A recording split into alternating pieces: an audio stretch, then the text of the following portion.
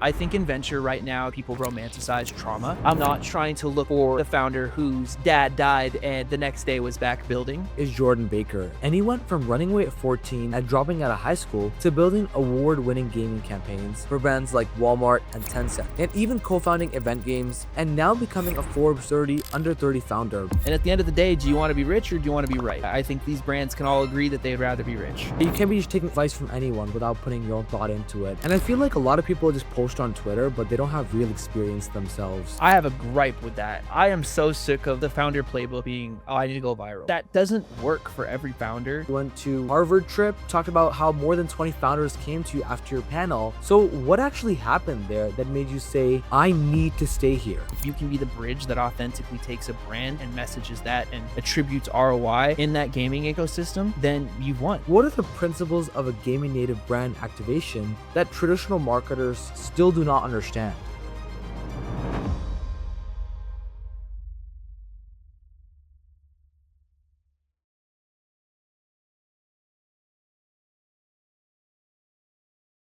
Today's episode is a playbook for anyone who loves games and wants to turn that obsession into a real career or even a fundable startup. Our guest today is Jordan Baker, and he went from running away at 14 and dropping out of high school to building award-winning gaming campaigns for brands like Walmart and Tencent, and even co-founding event games, and now becoming a Forbes 30 under 30 founder and a venture partner at 161 Ventures. In this convo, you're going to learn exactly how he builds brands inside of gaming worlds like Roblox, Minecraft, and Fortnite, and how young builders like myself can actually break into that intersection of gaming, brands, and venture without credentials or even connections. And there's one specific campaign that he ran that completely changed how big brands look at gaming. And we'll break that down in a sec, but first, I want to start with the moment Jordan realized that his job wasn't just cool, but the start of a whole new marathon. Jordan, thanks so much for joining us and welcome to the show. It's an absolute pleasure to be here. I'm super stoked and I've been a fan of the show. So thank you. All right. So Jordan, last year when you woke up at 5:26 a.m. in New York after meeting your 2025 Forbes 30 under 30 batch, you wrote that the award just felt like a start of a whole new marathon. So what exactly did you feel in that moment that changed how you think about your career and your responsibility to other young founders and builders? Well, it's funny. For a long time, I had always chased these various accolades. You know, someone, again, as you said, dropped out of high school, doesn't have these cool credentials from universities or other programs. I was always chasing this kind of external affirmation. And one day I realized it just truly doesn't matter. Getting these things is awesome. And, it's a credit to the achievements that you've done and the hard work that you've put in. But at the end of the day, it isn't going to change the bed that I sleep in, who my wife is, all of these other, who my family is, all these other external factors. It's really just an opportunity for me to give myself a little pat on the back and really start pushing myself forward. I also see it as it's new competition. It's like playing video games. I love to gamify my own life and the world around me. When you level up, the bosses get more difficult. Sure, you get some increased stats, some better attacks, some better armor. But at the end of the day, it's still an even playing field because the world surrounding you has just gotten so much more difficult. So for someone who feels left behind, what exactly were your concrete steps that helped you move from a drifting phase to a building phase? Because you shared that you floated through your late teens and early 20s with no clear purpose of what you actually wanted to do. But then you discovered startups where drive mattered more than pedigree. I'll take it even one step deeper. In my early 20s, late teens to very early 20s, I was absolutely lost. I was idolizing the wrong type of behavior, just from a humanistic perspective. It was seven dudes living in a 3-bedroom apartment in a not great area. And we were just floating, we were getting high every day, with weed and drinking and doing all these dumb things. And the tires were just turning in the mud. And one day I woke up and said, I need to improve myself. And as much love and respect I still have for that whole group of friends, we're still, semi-close today. I just disappeared. I literally left. I didn't tell anyone where I was going. And what I first realized was I needed to find out the man that I wanted to be. It was completely reshaping the influences in my life and the way that I handle situations and the way that I think about things and who I want to be when I look back on my deathbed. So that was the first step. And for me, that included a lot of trying and failing. I mean, I was playing with Arduinos and getting interested in coding and getting interested in automotive, and I thought I was going to be the next X game star. Got really into snowboarding and just all of these different things, and I was so happy to just trial, fail, move on to the next thing until I found something that I truly could not imagine living without. And that's when I started to find these online communities within Discord. Got really, close to a lot of founders in the streaming ecosystem, started to identify people who were similarly like-minded. And to kind of encapsulate that, it was leaving a community that maybe wasn't the most beneficial to me and my mindset, finding myself and what I truly wanted to connect myself to, and then establishing a new community ecosystem. And for me, that was online in the gaming space with just a ton of people who were so deeply positive and motivated and excited. And it really just brought new perspective to my life. So you would say the first step would be like exploring yourself and then exploring what career you want to work into that like fits you best. Oh, absolutely. I mean, this notion of being an entrepreneur is not new, but I think it's been so much more glamorized, and there has been so much reinforcement of poor behavior over the last couple years, especially. When I grew up, kids wanted to be firefighters, astronauts, all that. A couple years ago, it was to be a YouTuber, which I thought was fascinating and slightly shocking, but still was a fact. Now, and I haven't seen any data on this, I would imagine that every 16 to 18-year-old, especially male in the US, a large percentage of them want a VC-backed company. They want to build the next billion-dollar company. They want to escape the permanent underclass. And we've rewarded a lot of really poor behavior. And first and foremost, when you're that young, you don't know who you are yet. You don't know what type of business that you want to be. You don't know what the type of employees you want to have. You don't even know how to be the leader that you yourself would look up to. And it's really hard to build a business, which in essence is an extension of your own identity, when you don't really know who you are first. And I think a lot of aspiring founders and folks in that building stage especially would gain a lot by just having an introspective moment, figuring out who you are. What are the things you like? What are your hard no's? What are your hard yeses? What are the lines you will not cross? And then build from there. Because right now, this mentality of get it by any means, again, fundamentally completely agree with. But my any means is there are lines that I won't cross and bridges that I won't burn.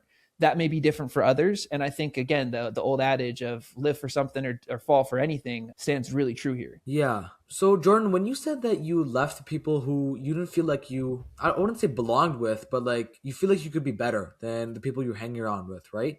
So when you left, was social media like a big thing for you then? As in, did it help you find the next group of people you want to like explore or hang out with? Or did you like completely disconnect yourself and just go onto the streets and then not on the streets, but like just go and randomly look for people who you thought you would vibe with? Absolutely. First and foremost, I mean, the group of folks I lived with, my intention was never to be better than them. It was to differentiate and find my own path.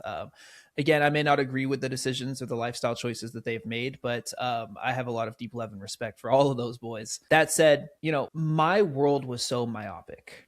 And that was largely attributed to the things that I found created success. I had no idea what the rest of the actual world looked like. So for me, the logical next step was a digital ecosystem.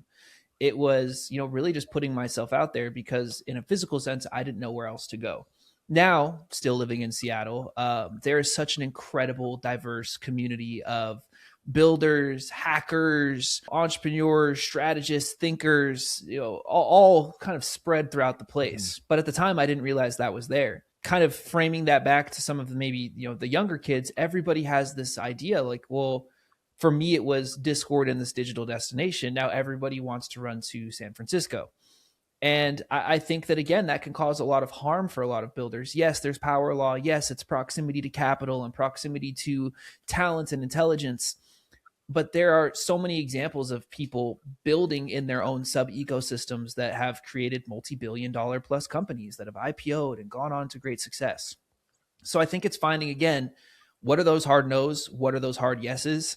And aligning yourself with a community of people, regardless of where they are, that fit your specific needs, and align yourself there and build that ecosystem. Jordan, I like where we're going, but I want to learn more about what you do, right? So are you able to walk us through like one activation here, like from the beginning to end? Like, for example, remember Walmart Skyward's first ever Discord video quest, or like the Restart Gaming Lounge at Comic-Con. Just are you able to break down like the concrete steps from brief to the live campaign? Absolutely. So I'll give kind of a one size fits all answer, and then just footnote here, the gaming marketing activation space is a place that I deeply love. It's not a place that I still spend a lot of time. I'm so focused on the venture side of the house, but it's helpful because we identify talents very similar ways.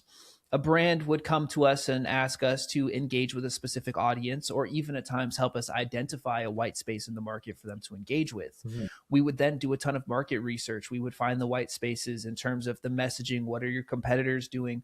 What exactly are the traits that make your company attractive to the market? I'll use an example of H&R Block.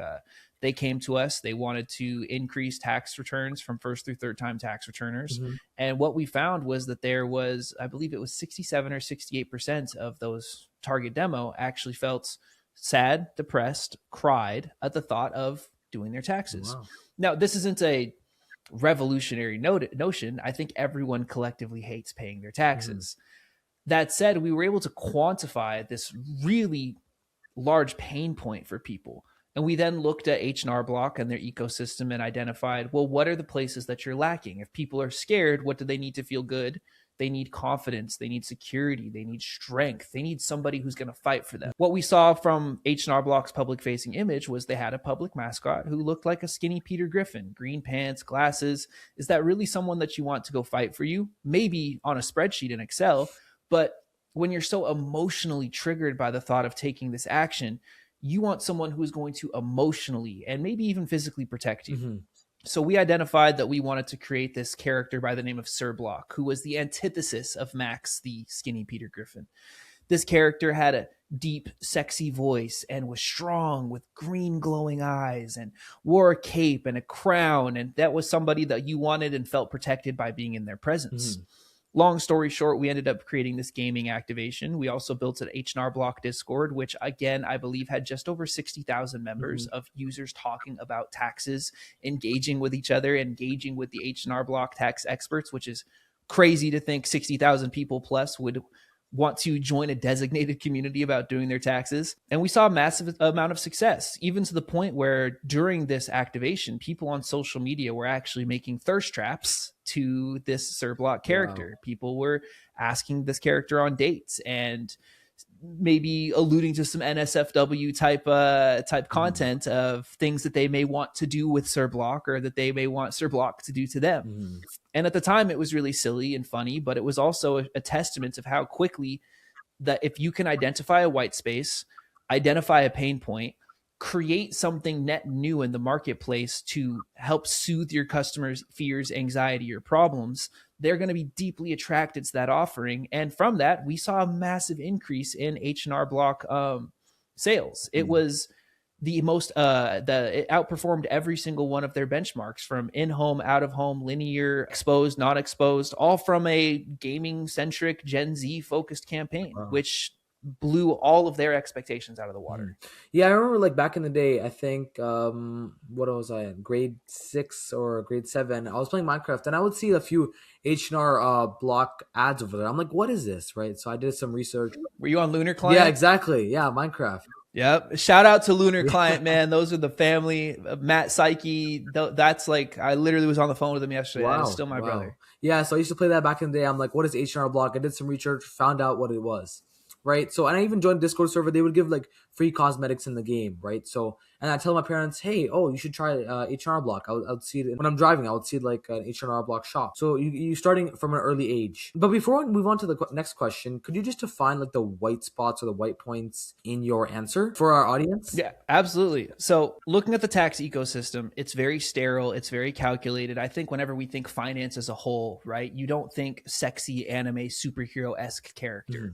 And then when we look at H&R Block's incumbents, you look at someone like Intuit and TurboTax. Well, first off, the white space is TurboTax, and Intuit has a product category that can be sold 365 days, 24/7. They have QuickBooks, they have TurboTax, they have a number of product offering.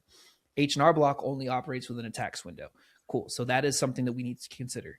Then when you look at the actual marketing and branding itself, none of it feels human. It feels very, very sterile. And that is by virtue of talking about a federal crime level mistake if you mess up the service. I mean, people's lives can get at risk, their homes can be taken away, their salaries can be garnished, etc. So it does by nature need to be this very sterile professional environment. How do we flip that on its head? How do we take an anime character, throw them in Minecraft, give away a bunch of fun emotes, make a Discord server, allow people to have fun with the brand in a way that the incumbents are not capable of doing? And now you've taken this, what feels like lifeless, scary product category, and made it fun. You make it feel like Legos. I can engage with this brand in an authentic way. And that is going to create a significantly higher level of brand trust. And to your point, brand identification, because just as you've seen all the H&R Block stores, I'm sure you engaged with 20 plus TurboTax ads on YouTube or Twitch. You still pointed out H&R Block because it was a brand that felt accessible and a brand that felt like it was building for you. Exactly. Yeah. All right, Jordan, you were at Moonrock, an event, and you helped brands show up authentically inside of gaming culture. So from Discord and Roblox to massive convention activations, what are the principles of a gaming native brand activation that traditional marketers still do not understand? My perspective is simple. Brands are created to be this fortress. You don't mess with the logos. There's a massive amount of consistency. There's a huge level of bureaucracy, especially when you're talking about brands like Walmart, Samsung, X Games, Amazon, the list goes on and on. The folks that we worked with had such a fortitude when it came to how you could manipulate or change their brand. But they also wanted to engage with an audience that, for the first time in their brand's lives, did not care about them. They didn't care about the heritage. They didn't care about the convenience. They didn't care about the prices. They cared about how does that company treats LGBTQIA plus staff and customers? How does this company engage with going green and sustainability efforts? And in many instances, we actually saw Gen Z and young millennials go out of their way to not engage with certain products, pay more money, and drive further out of their way to engage with products that better aligned with their mission. Wow. Now, you can't convince a Fortune 500 to completely dismantle the structure of what they've built their $1 trillion business on, but you can convince them to be a part of the joke. And in the gaming ecosystem, we show so much love and endearment towards the people that we make fun of. It's like, hey, you're not really my friend if I can't, mess around with you. That needs to be the same mentality with these brands. We'll take a activation we did like Bomb Pop. Bomb Pop came into Roblox. For the first time ever, we let users actually build using Bomb Pops. Again, with the Lego analogy, they were able to build their own restaurants with Bomb Pops. They built memes. They built statues. They made fun of the brand. They poked at the brand. They made cringy tweets calling the brand names. It didn't matter because we still made Bomb Pops the most sold food item ever in the metaverse, as well as increasing in-store sales by, and it's been a while since I've pulled this number out of my brain, but somewhere in the tune of about 20 to 25% in off-season months, meaning a summer-focused product was being sold more in winter months because of a gaming campaign that we let folks make fun of the brand. That's insane. And at the end of the day, do you want to be rich or do you want to be right? I think these brands can all agree that they'd rather be rich. Yeah, exactly. All right, mini timeout. If this episode is giving you ideas, go ahead and subscribe to the YouTube channel. It's free, it helps out a ton, and it means you're officially part of the community. So for like a smaller brand or a younger founder who would want to test gaming for the first time, but wouldn't have like a Moonrock sized budget, what would be the scrappy V1 playbook, their platform choice, creator strategy, and what would their success really look like? I'm going to give two answers. I'm going to give one that follows TOS and one that asks for forgiveness, not for permission. If you don't care about the EULA or TOS, which you always should, build on Minecraft. Their ecosystem and their community is visceral. I owe my entire career to Minecraft. My wife walked down the aisle to C418. I have such a big love for that game. Their TOS and their EULA does prohibit branded activations, but if you wanted to get scrappy, I would work with that community, and I will always recommend that community above anybody else. Now, since barrier to entry with technology has become so accessible, building on platforms like Roblox and or Fortnite, it's achievable, but you also need to consider what is the end goal. If me and you today decided to make our own chip company, potato chips, and we made a Roblox game, that's great. How are you going to get people to participate? If the game's not fun, does it make your chip brand look bad?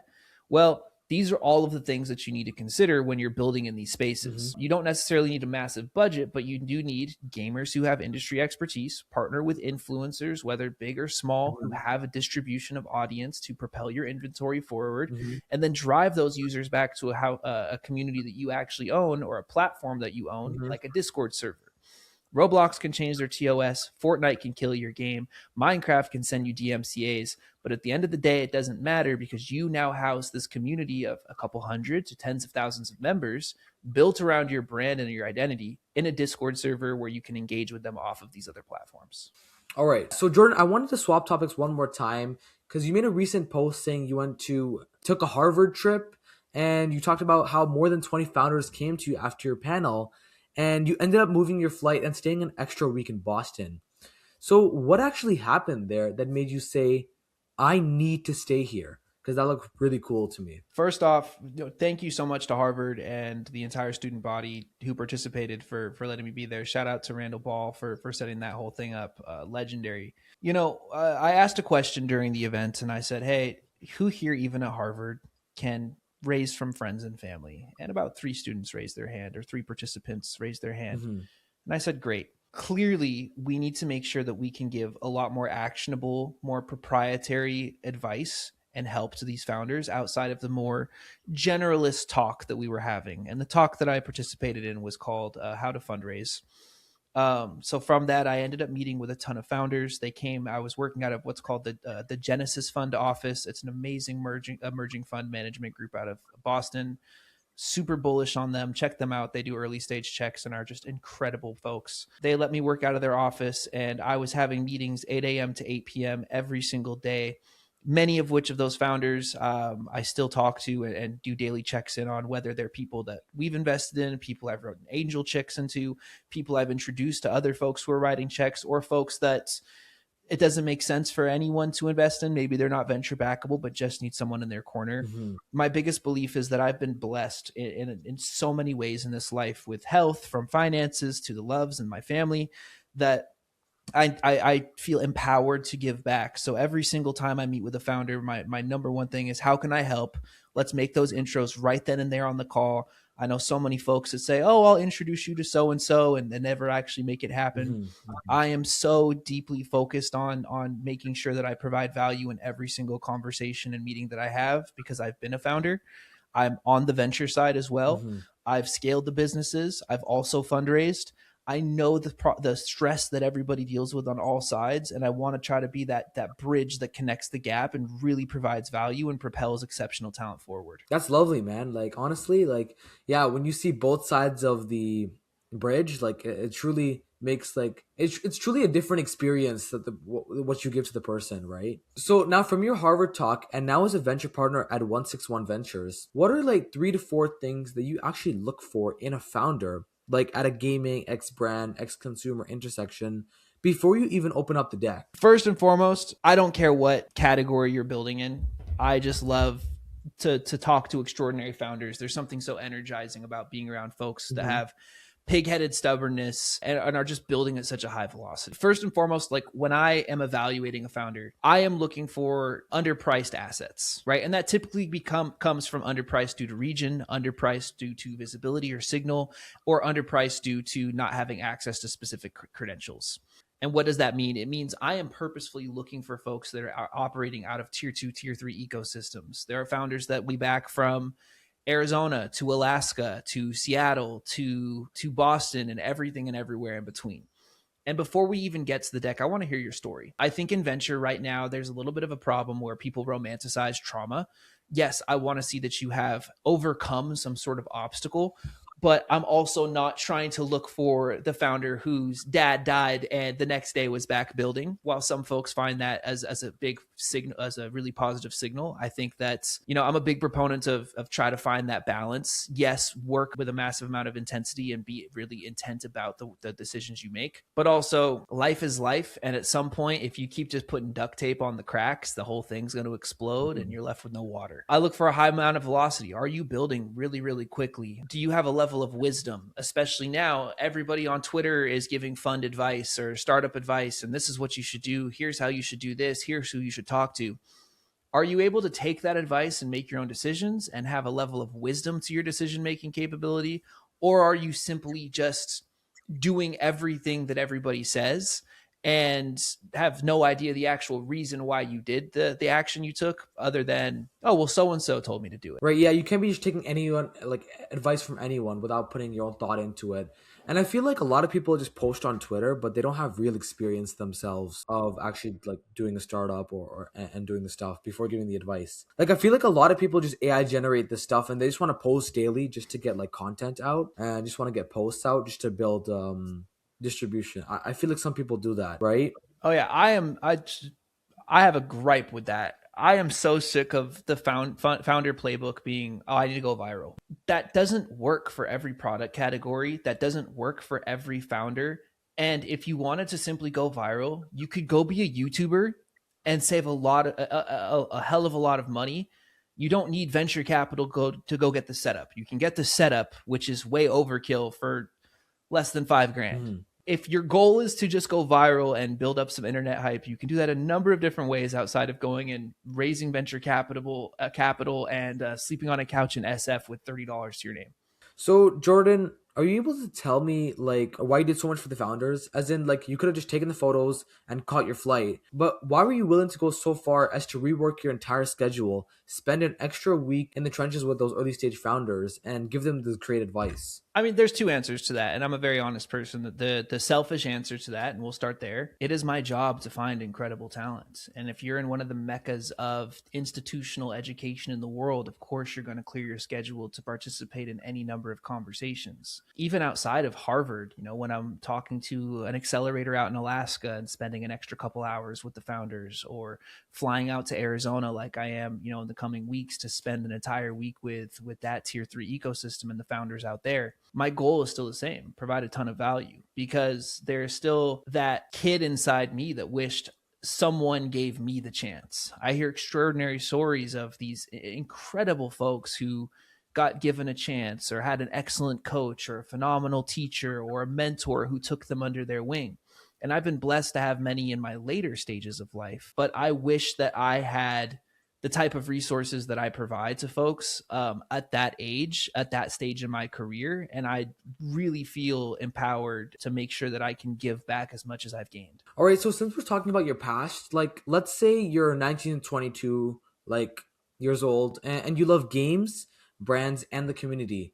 So how would you decide between starting a gaming agency, building a product company, or joining a studio to learn? And what would a smart 12-month apprenticeship really look like in that scenario? I think the gaming ecosystem has changed so much from when I was 19, Mm-hmm.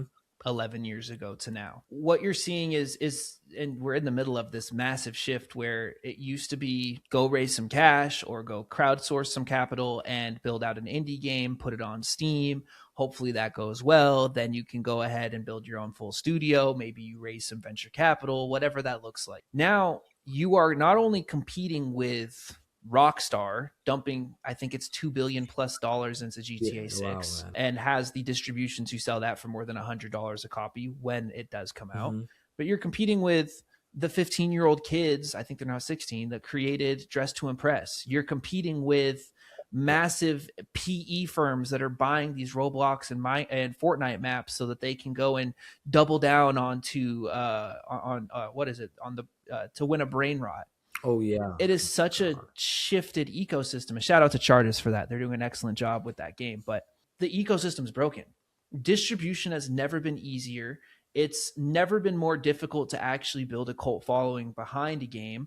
Everything has been TikTokified. When you go on Roblox, you have 1,000 games at your fingertips. When you go on Fortnite, you have 1,000 games at your fingertips. Mobile gaming, every app store, 1,000 games at your fingertips. And the barrier to entry to create games has never been easier. I hate to sound doomer here, but I would almost recommend folks don't get into the gaming side of things for the ambition of earning money. Okay. I think that there's still a phenomenal amount of capital to be extracted there, but unless you want to play life on hard mode and you're trying to, be a billionaire off of that, I'm sorry, I don't think another notch is going to really pop off here soon. Build the games for fun, have a great time doing so, what you'll learn from building games and creating these ecosystems and community is akin to getting a business degree at any awesome school, because it is a grind. And best of luck if that's the route you're going. I'd love to hear about the startups that are building there, and hopefully I can help any of them if any of the viewers want to ask questions. So, like, what exactly would your 12-month apprenticeship look like? Would it be just like learning, and then what's the next step after learning, really? Like, we're building the games, and then what happens after that? You just got to get really, really good at iterating fast. Iterating. I don't think you're going to see these big franchises continue to live. You are going to have, folks like Manib from the Roblox ecosystem. Manib is a phenomenally successful Roblox UGC creator. He doesn't just build one game. He is constantly reinventing the wheel and dropping more games and investing in new projects and hiring more teams to work on different games. Again, the barrier to gone are the days of going to GameStop and you buy one game and that's the game you play for the next 6 months till you 100% it. You have instant free access to a infinite amount of gaming opportunities just by having an internet connection.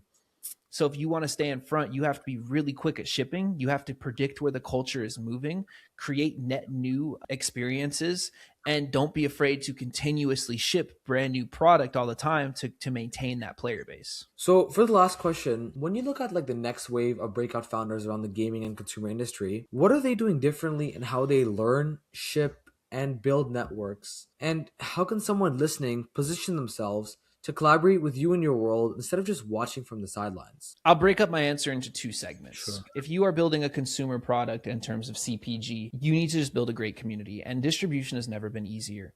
You have TikTok Shop, you have Shopify, you have up and coming influencer deals that you could get folks onto the cap table strategically. You have the ability to create your own UGC and pump that out and get it to the masses. You no longer need an actual retail distribution model to get you from 0 to 1.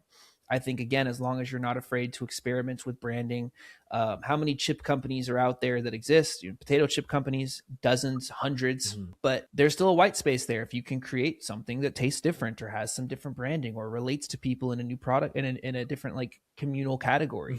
If you're trying to build in the gaming ecosystem and work with brands, I would say go after all these challenger brands. Again, it has never been easier to distribute a product. You used to have to go through the gatekeepers out at Walmart and Target and all of these massive retailers to a space where you don't have to. Go on Shopify and say, hey, I see that you're selling beef jerky. Let me do X, Y, and Z for you. You won't be getting Walmart budgets, but you will definitely be getting something that's blessed and sustainable and will help you kind of grow your business. I do believe in a world where we go from globalization of these different companies at scale to localization economies at scale. We're going to have the biggest chip brand in the West Coast brought to you by the biggest gaming creating marketing agency in the West Coast, rather than the biggest chip company in the globe. And I think that those are the types of white spaces and opportunities for folks to attract. I think there's a ton of money always flowing and people are trying to engage with this massively growing gaming audience. And if you can be the bridge that authentically takes a brand and messages that and attributes ROI in that gaming ecosystem, then you've won. You've done a great job. Jordan, thank you so much for all of this advice. It's truly been grateful. This was honestly a really amazing convo with you. I really appreciate it. So if you're still here and you're not just a fan of games, you're one of the few people who actually wants to build at the intersection of gaming, brands, and startups. And if this episode sparked even one idea you want to test, whether it's a scrappy Roblox world, a Discord experiment, or even that 12-month apprenticeship Jordan mapped out, hit subscribe, because this show turns late night wild ideas into practical playbooks for people who are already in the arena. We've got more builders, investors, and operators coming on who are actively reshaping what careers look like for Gen Z around AI, gaming, and the creator economy. So make sure to hit subscribe. Drop your favorite takeaway from Jordan's episode in the comments down below, and make sure to tag a friend who should be building with this with you instead of just queuing rank tonight. I'm Ryan Ali. This is the Gen Z EO Playbook Podcast, and I'll see you in the next episode.